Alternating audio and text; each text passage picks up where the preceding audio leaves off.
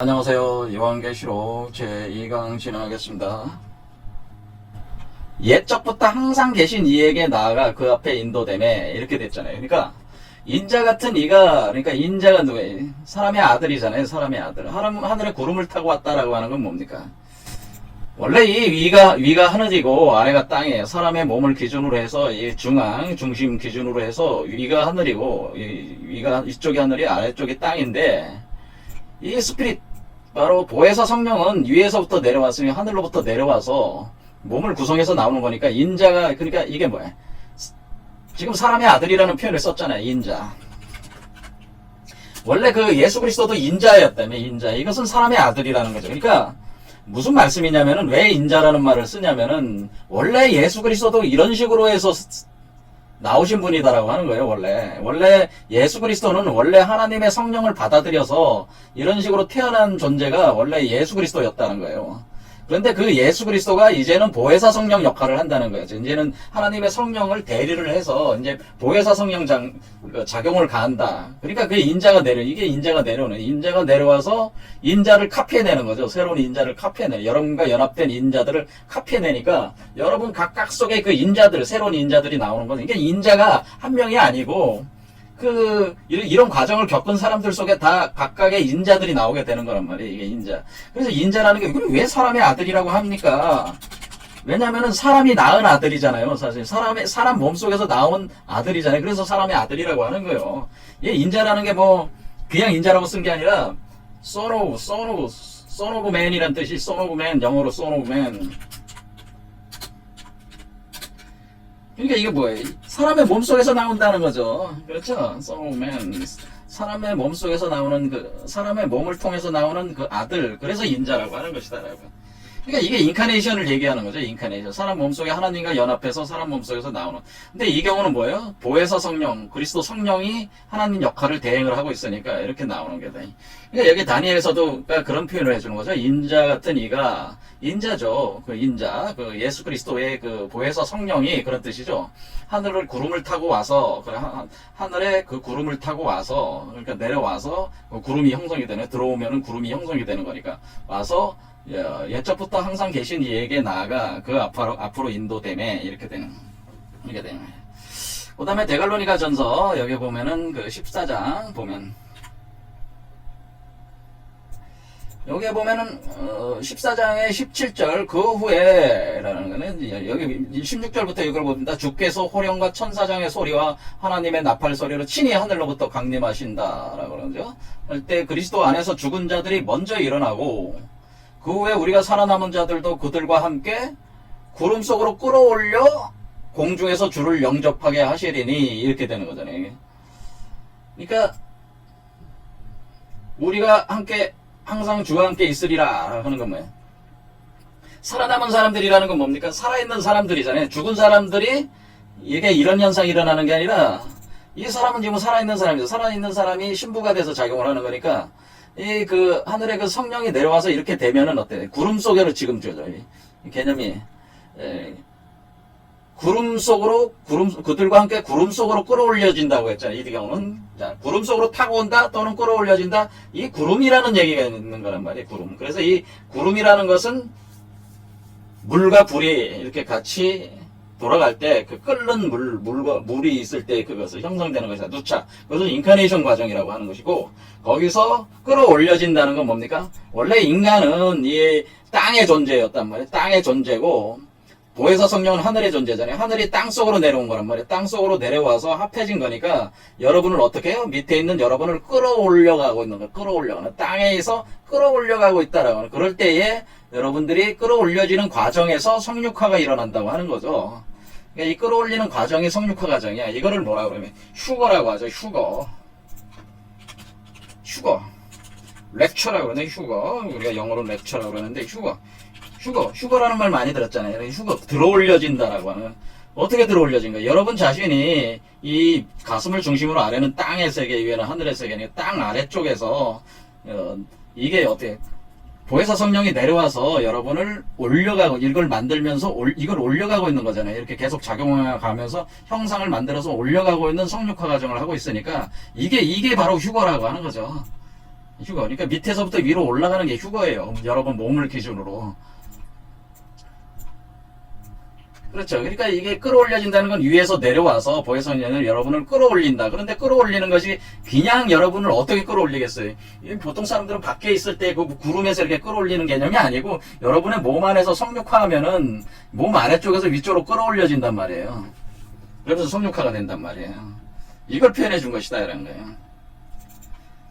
그래서 위에서 공중에서 줄을 그러니까 공중이라고 했잖아요. 공중이라고 한다. 공중에서 줄을 영접한다라고.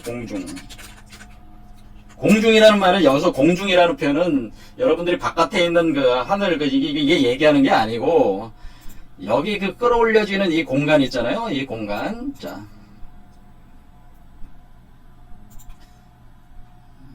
제가 말씀을 드리자면은 왜 공중이라는 말을 썼냐면은 공중이라고 하는 것은 이게 여기 이 공간이 공이에요. 비어 있어요. 그러니까 한마디로 여기를 제가 이제 나중에 설명을 좀 더 드리겠지만 여기가 그 웜홀 여기가 이제는 블랙홀이고 이쪽 공간이 여러분 아래쪽에 블랙홀이고 여러분 위쪽이 화이트홀입니다. 그 다음에 여기 가운데가 웜홀이란 말이에요. 웜홀. 그럼 여기 가운데가 웜홀이잖아. 웜홀. 그러면은 홀이라는 게 뭡니까? 구멍이란 뜻이잖아요. 그러니까 여러분 중앙에 구멍이 뻥 뚫린 구멍이 있단 말이에요.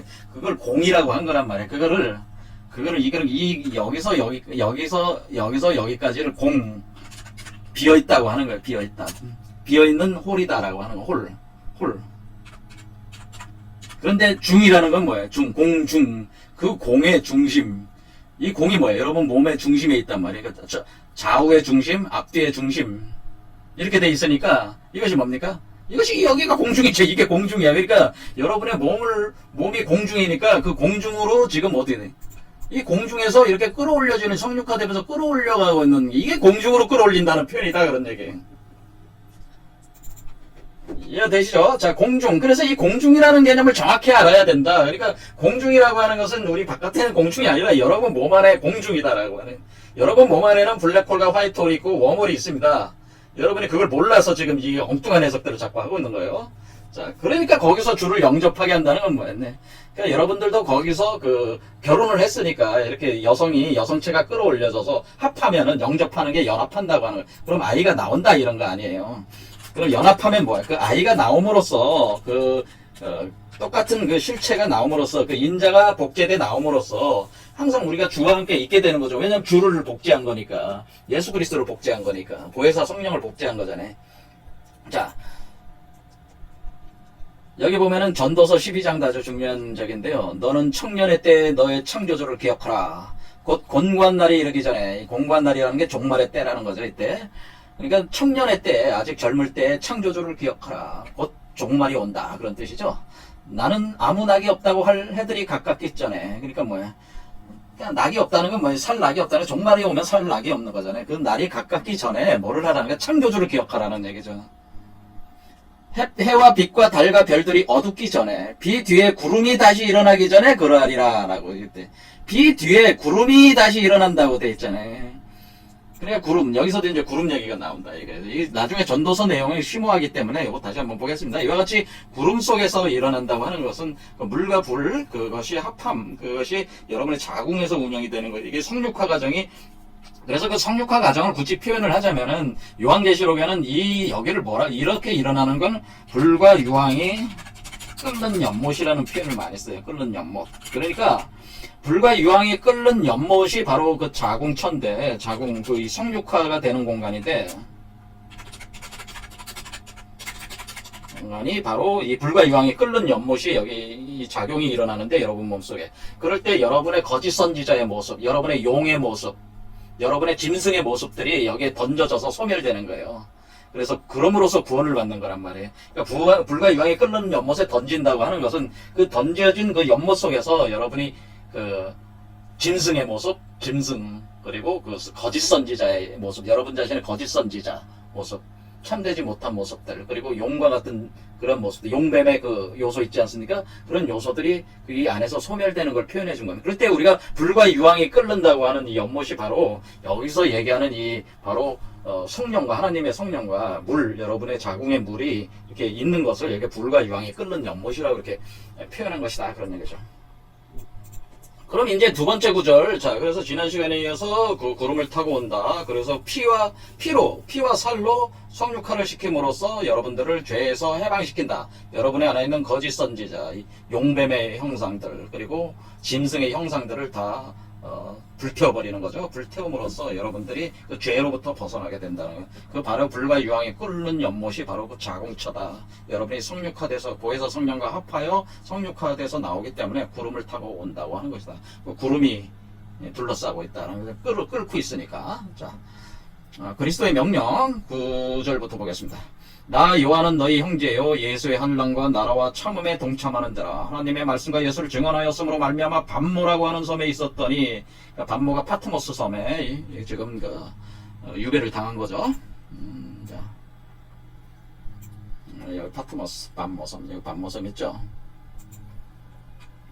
주의 날에 내가 성령에 감동되어 내 뒤에서 나는 나팔소리 같은 큰 음성을 들었는데 이르되 내가 보는 것을 두루마리에 써서 에베소, 서머나, 버가모, 두아디라, 사데, 빌라델비아, 라오디게아 등 7교회에 보내라 하시기로, 몸을 돌이켜서 나에게 말한 그 음성을 알아보려고 돌이킬 때에 7 금초대를 보았다라고 하는 거죠. 7 금초대를 보았는데 촛대 사이에 인자 같은 이가 발에 끌리는 옷을 입고 가슴에 금띠를 떴다.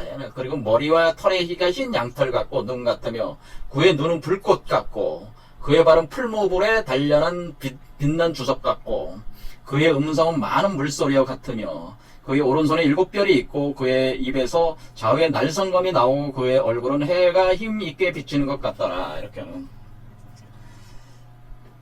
내가 볼 때 그가 발 앞에 엎드려서 죽은 자 같이 되며 그의 발 앞에 엎드려서 죽은 같이 되며 그가 오른손을 내게 얹고 이르되 두려워하지 말라 나는 처음이요 마지막이다 라고 하는 거죠. 곧 살아있는 자라 내가 전에 죽었었노라 볼지어다 이제 세세토록 살아있어 사망과 음부의 열쇠를 가졌다라고 하는 거예요. 세세토록 살아있다는 건 뭐 영원히 존재한다고 하는 거죠. 영원히. 그런데 이 자신을 가리켜서 뭐예요? 이 전에 죽었었다고 하는 거잖아요. 전에 죽었었다가 부활한 존재라고 하는 거잖아요. 그러니까 이것은 주 예수 그리스도를 가리키는 얘기겠습니다. 자, 그럼 이렇게 여기 그 7 촛대 사이에, 이 금촛대 사이에 이렇게 나온 요 존재는 바로 뭐겠습니까? 이것은 바로